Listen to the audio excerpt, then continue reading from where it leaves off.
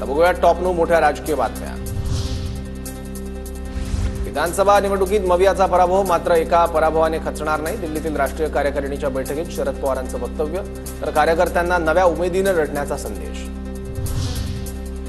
अधिवेशनात कोकणच्या वाटेला भोपळाच आला, वैभव नाईकांचा टोला। कोकणातील प्रश्नांवर पाठ फिरवल्यानं सिंधुदुर्गातील चेपी विमानतळाला टाळं ठोकणार, वैभव नाईकांचा पुनरुच्चार। हिंदुत्व कोणाची जहागिरी किंवा मालकी नाही, हिंदू आहे किंवा नाही हे सर्टिफिकेट देण्याचा अधिकार उद्धव ठाकरेंना किंवा भाजपलाही नाही, मनसेच्या संदीप देशपांडेंचं वक्तव्य।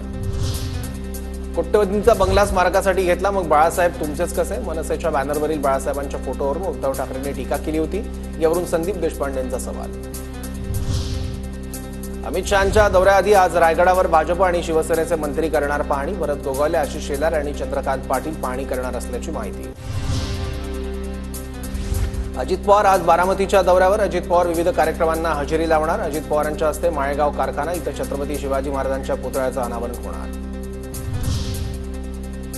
रोहित कुंडलवालच्या फरार कुटुंबियांचा 14व्या दिवशीही शोध सुरू, पंचवटी पोलिसांकडून कुंडलवालची चौकशीत ठोस माहिती हाती न लागल्यानं कुटुंबियांचा शोध सुरू। रोहित कुंडलवालवर अपहरण, फिर्यादी दाखवून जीवे मारण्याची धमकी, विनयभंगाचा गुन्हा। संतोष देशमुखांना मारहाण करताना चित्रीकरण केलेला मोबाईल अहवाल समोर, पोलीस उपअधीक्षक अनिल गुजरांनी केली आरोपींच्या मोबाईलची तपासणी। 2 ओप्पो तर एक सॅमसंग कंपनीच्या मोबाईलचा तपासणी अहवाल।